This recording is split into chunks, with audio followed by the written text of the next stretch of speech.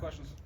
Geno, I asked Pete, figured out to ask you the snap on the other day. It seemed like you guys were having trouble with it. Did that impact you at all? No, I wouldn't say that. Obviously, we want the snaps to be correct, and we're working on getting that corrected. But no, I wouldn't say that impacted me. You mentioned after the game learning from the film from Monday night and then building on that. Have you had a chance to do that? Yeah, of course. It was tough to watch, honestly. A lot of things that I wish we'd have done better. I would have done better personally, but like I said, man, you can never just flush that. You got to learn from it, and that's what I did, man. I watched it, man, over 10 times and just tried to figure out, what did I need to do to be better, which was a lot of things that were obvious. So being more accurate, taking what they give me, not being so aggressive, and then, we had chances at the end of the game, which I usually do well at, and we didn't get it done. So a lot to learn from and a lot that we will get better from. How challenging is that to take what they're offering you instead of what you want to get, which is be aggressive? Yeah, I think we might have, overdid a little bit. We had a lot of explosives in week one, and obviously we wanted to carry that over. I always speak about us being explosive, but being efficient is the number one thing. And so I thought the efficiency wasn't there, and that would have led to some more explosives if we were more efficient. So yeah, man, take what they give me. It's that simple. How do you ramp up and prepare? How much of a challenge is it to do on a shorter week and to correct some of those things?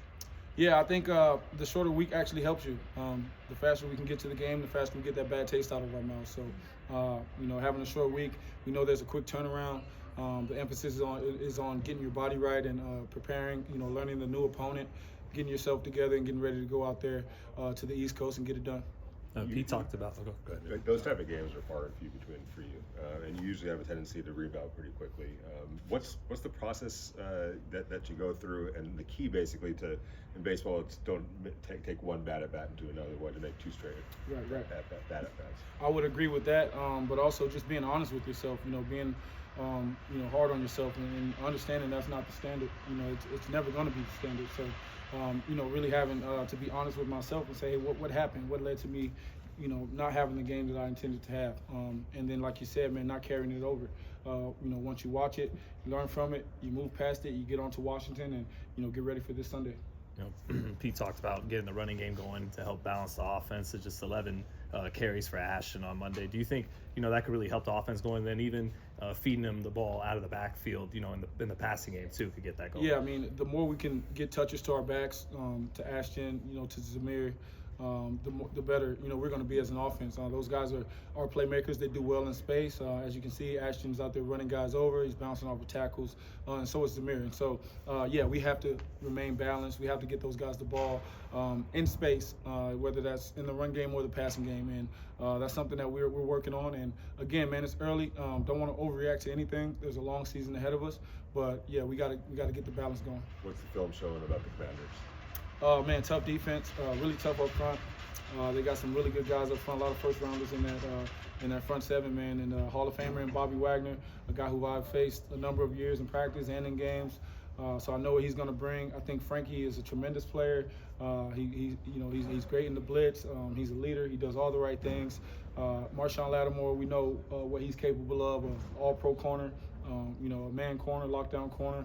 And then, I really like Mike Sandstrom. I don't want to say his name wrong, but Mike, he does a lot of great things, has great ball skills, is an active player, plays nickel, plays on the outside, does a lot of great things, really active veteran safeties. Another tough defense, another tough opponent, and, what more could we ask for? We're looking forward to it. Is the film study, is that something that you enjoy, and is there a point of overdoing it, or how do you find that balance? Yeah, I enjoy it. I don't think you can ever have too much information and too much knowledge. So I enjoy studying film. I love the game. I love watching football. But more importantly, it's a way to get an edge. And so I